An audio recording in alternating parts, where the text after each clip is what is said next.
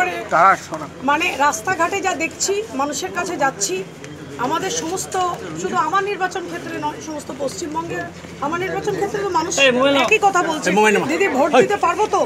এই একটাই প্রশ্ন প্রত্যেকটা লোকের মুখে, যে দিদি ভোট দিতে পারবো তো?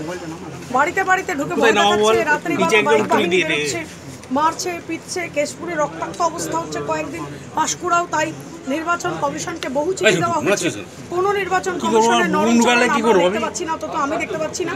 নির্বাচন কমিশন একটা অবজারভার, পুলিশ অবজারভার পর্যন্ত পাঁশকুড়া কেশপুরায় আছে, বহুবার অভিযোগ করা হয়েছে। ম্যাডাম, আপনার এলাকার মধ্যে কেশপুর রয়েছে, হ্যাঁ, কেশপুরের সমস্ত বুথে সেন্টার ভোট দেওয়ার কথা বলেছেন? আমরা তো বলেছি, আবার বলবো। এবং তার আগে আমরা যেটা চাইছি যে নির্বাচন কমিশন থেকে পুলিশ অবজারভাররা থাকেন, তো তারা গিয়ে দেখুক, তারা পাঁশকুড়ায়, পিংলায়, কেশপুরে গিয়ে দেখুক যে অবস্থা কি, মানুষ কি বলছে।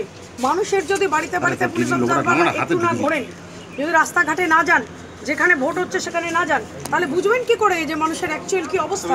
মানুষ তো বলতে চাইছে কিন্তু পাচ্ছে না বলতে। সিআইডিকে আজকে এসেছিল, আসবে বলেছিল। বললাম তো 18 তারিখে জিজ্ঞাসাবাদ করার জন্য নোটিশ দিয়েছিল, আমি চিঠি দিয়ে জানালাম যে ওই দিন আমি পারবো না, আমার এখানে নমিনেশন আছে।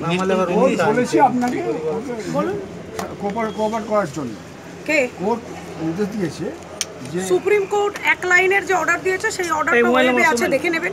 আজকাল সমস্ত অর্ডার ডাউনলোড করা যায়। অনারেবল সুপ্রিম কোর্ট বলেছেন যে মিস্টার কপিল সিব্বলের সাবমিশন পুরোপুরি হয়নি, সুতরাং তার সাবমিশন মানে কোর্টের কাছে যেটা বলছেন টু কন্টিনিউ, এবং সুপ্রিম কোর্ট নেক্সট উইকে একটা ডেট দিয়েছে, এটাই সুপ্রিম কোর্টের অর্ডার। তারপরে আমাকে নোটিশ দেওয়া হয়েছে, আমি সবসময় কোঅপারেট করতে রাজি, কিন্তু 1.5 বছর ধরে যে কেসগুলো নড়াচড়া হয়নি,